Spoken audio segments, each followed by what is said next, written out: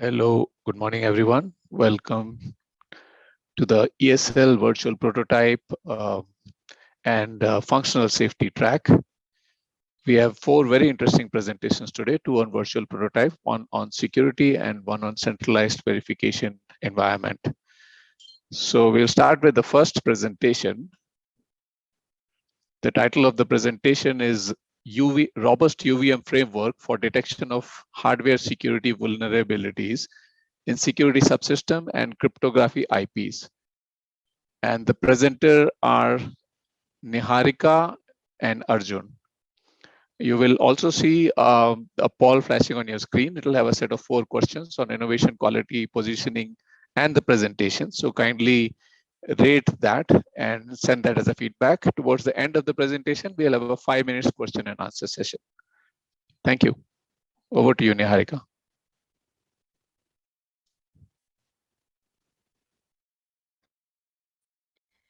Hello all, I'm Niharika from Samsung Semiconductor India R&D Center, and we'll be giving a presentation on the topic Robust UVM Framework for Detection of Hardware Security Vulnerabilities for Security Subsystems and Cryptographic IPs. The agenda of our presentation will be as follows.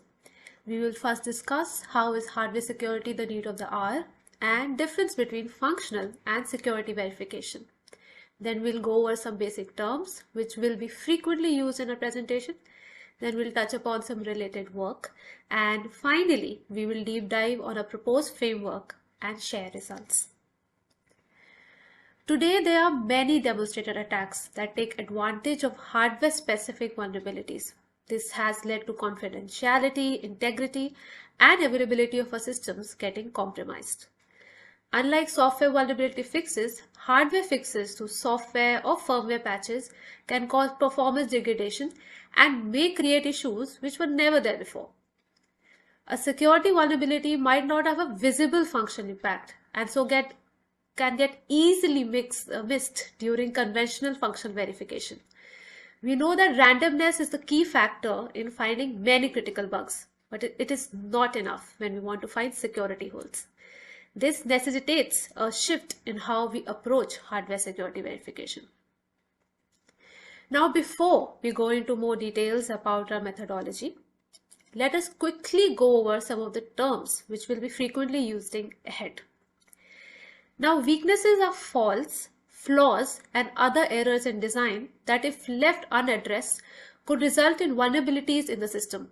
In very simple terms, weaknesses are the cause and the vulnerabilities are the symptoms. Common Weakness Enumeration Database is a community-developed list of weaknesses operated by MITRE organization, while Common Vulnerabilities and Exposures list contains publicly disclosed information security issues. Common Attack Pattern Enumeration and Classification Database lists attack patterns which can be used to uncover the vulnerabilities we list in CVE and CWE databases. Now, there are already some existing methodologies for ensuring RTL security. For example, information flow tracking, where non-secure input channels are recognized and information leakage is identified. Radix software by Tortuga Logic creates security properties and proves them to check security levels of a system. Accelera as well has created a CWE-based enumeration standard as part of IP security assurance standard. Now, the right-hand side figure shows the general consensus of detecting vulnerabilities. The first step is to identify standard protocols in our crypto SOC or subsystems, categorize them into areas like bus, debug, and memory. Then we identify corresponding weaknesses and attacks from the CWE and KPEG database respectively. And then we gather some design behavior, exploit the code using the attacks we identified earlier, analyze the results to measure how secure the design is. Less the vulnerabilities found, more secure the design. We will be also following the same approach in our framework, but using UVM standard practices. Now there are about 96 hardware weaknesses listed in CWE spread across 12 categories. For our UVM agent, we have downsized them into 3 key areas. First is the bus interface vulnerability, for example, access to AXI, AHB or APB. Second is debug interface vulnerability, for example, JTAG or SWD. Third is memory interface vulnerability like DMA, which accesses RAM or ROM. Now our agent, if you see on the right hand side, consists of a sequencer which takes all the different attack patterns and exploits the design under test. The driver converts the pattern to interface level transactions, and monitor reads the results back and transfers it to scoreboard for coverage and detecting any violations. Violations in this case will translate into a vulnerability. Now for the agent to do its job, user will be providing some design information like type of protocol, input and output port paths, reserved regions, access control modifiers, non-secure and secure registers, and so on to a configuration class. CWE and KPEG database will act as a base for verification. The agent will identify the interfaces present and launch those attack patterns to test the design. Now this diagram shows a typical SoC architecture with debug interfaces like JTAG, cryptographic IPs like AES and hash, memory controller for DRAM, and DMA to access external memory. AMBA fabric and bridges to tie them all together. We'll be using this as a design under test in the upcoming slides, and we assume it to be filled with exploitable vulnerabilities. Now we will go over some example of weaknesses from the 3 key areas we mentioned before. Any typical SoC or cryptographic IP will have AMBA interfaces to access SFRs, to start and stop functions, and even read results. So it becomes important to make sure design does not cause secure information leakage through these interfaces. First weakness we have identified is CWE ID 276. Which describes that if a resource has incorrect default permission access, it can lead to non-secure software to write into them. We take example of SFRs as a resource and attack them by accessing protected SFRs using non-secure protocol reads. This attack is based on the attack ID KPEG1. Now illegal prot values might also help to uncover faults. So we also do read attacks using them as seen in this part of the pseudocode. Now as we saw in our SoC architecture, there are fabrics and bridges present which translate one protocol to another.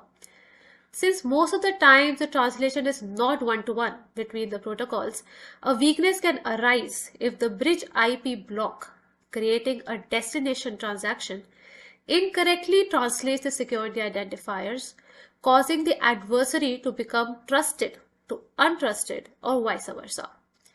CWE ID 1311 describes this weakness. As we see the pseudocode, non-secure transactions are sent to secure IP to test that fabric does not escalate privilege at any point. Similarly, secure transactions are sent to secure IPs to check privilege de-escalation does not happen. One more example we consider is CWE 1316, which talks about overlap of protected and unprotected spaces. Overlap can be due to error or resource limitation. If ranges overlap, attacker can send a transaction and potentially compromise the protections in place, which in turn can violate the principle of least privilege.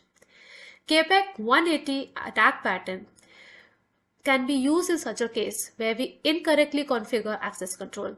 We configure or overlap the range with secure IP and do non-secure access to secure IP registers.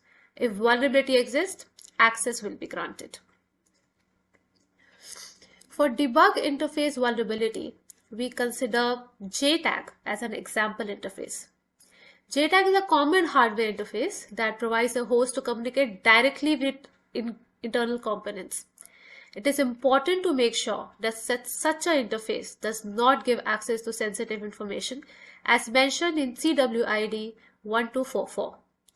As we see in this diagram, if JTAG is not protected well, it can give access to the fabric. We select authentication abuse as an attack pattern from KPEC to exploit it. So now let's discuss what is this authentication abuse. As we see in the pseudocode, one way of attack is to access JTAG as an authenticated user by trying random passwords or incorrect authentication flow as per specification. If authentication is validated at any point, that indicates vulnerability is present. Second way of attacking can be to try to access JTAG when it's actually disabled.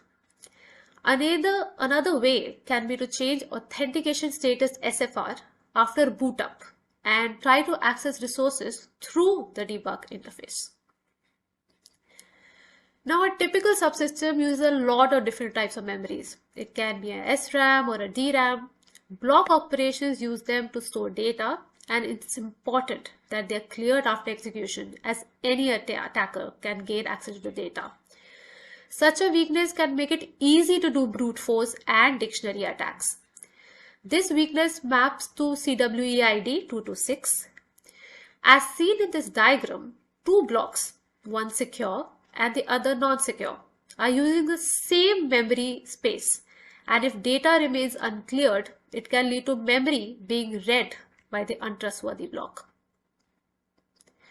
Following the KPEC 37 attack pattern, as we see in the pseudocode, shared memory space will be read to check if cleared or not after doing some encryption operations. By using the explained methodology, we were able to successfully identify some key vulnerabilities. For each of the three categories, we list the results here. In the bus category, 12 bus weaknesses were tested and 5 vulnerabilities were identified, which are highlighted in yellow, and 7 of them highlighted in blue signifies that system was secure against them. CWEID 1311, for example, was caught by our attacks where we were able to access a secure region from a non-secure one, and fabric translation failed in such a case. Whereas CWEID 1271 was not detected as all registers were properly reset. In the debug category, by changing the authentication bit in SFR after boot up, unprotected access was allowed from the JTAG interface, leading it to detect CWID 1244. But JTAG access were not allowed in normal functional mode, so system was secure against CWID 1313. Last is our memory category. When SRAM was read after the AES operation, it still had the intermediate results stored in it, which violated the specification and uncovered CWID 226. But the system was secure against CWE 1190, as DMA could not be accessed during boot phase. In conclusion, I would like to say that this framework helps to make the design CWE standard compliant, adding more trust for the consumer to use. In the future, we expect to see fully integrated flows based on this approach, enabling all design verification teams to detect and prevent such misses at verification stage itself. With this thought, I would like to conclude my presentation and would like to answer any questions or comments. Thank you. Yeah, so we are open up for questions. I see one questions. We'll wait a few seconds and then I'll read out the question. Okay. Niharika, the first question is, what is the process to contribute new vulnerabilities to the CVE and CWE databases? So these are public databases. So all over the industry, when weaknesses are recognized and people are exploiting and seeing security attacks being done, so once they basically see that, they contribute to this database and make requests, and so that's how it's been populated over the years. So it basically acts like a standard, so everyone gets to know, okay, these vulnerabilities exist and we should test our systems for it. I'm sorry. Thank you, Niharika. So there's one more question that we can take it up. Are Yeah. these reusable verification IPs available that check the vulnerabilities noted in CVE and CWE?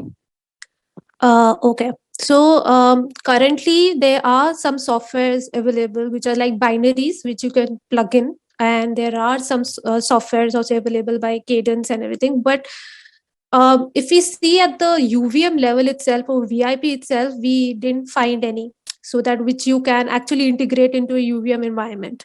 It's more of like an executable, and you mention the properties, and it basically checks the path and sees if it's secure or not. So that's how we basically thought about like a UVM agent which can be reused and by all the teams at RTL itself level itself. We can detect all these weaknesses and vulnerabilities in the system. Thank you so much. Very interesting presentation. Thank you. Thank you.